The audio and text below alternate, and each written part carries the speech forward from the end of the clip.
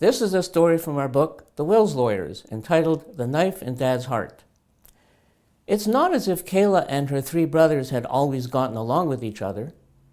But when Dad's health started to go downhill, all 4 siblings agreed amongst themselves that in Dad's presence they would never argue and would never speak of sickness or death. All they agreed to speak of in his presence was the upbeat, the comical, and only those special, warm subjects that make people happy. Their agreement worked well and did bring cheer to Dad, which they could tell by his constant smile whenever they were together with him. Even when he had to be hospitalized, that smile of his seemed to push away the reality of his rapidly deteriorating health.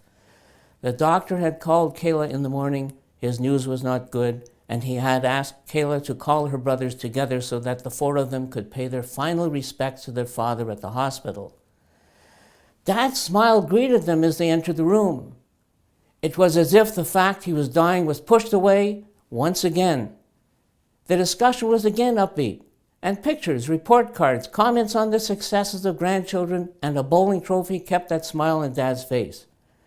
But the tone in the room turned very dark when Kayla suddenly began a barrage of questions. "Dad, what about the house? You left me the house in your will, right? Should I call a lawyer to come here right now to make sure it's in your will? And am I going to be able to still live there when you die? You know I deserve the house more than they do. And where's the will, Dad?" As Dad heard those words, his eyes filled with tears, and his smile left his face, never to return. But her words made her brothers furious with her. But with those words now out of her mouth, they could never be taken back. It's as if Dad died twice. Once when he heard Kayla's selfish outburst, and the second time, the next morning when the doctor pronounced Dad dead.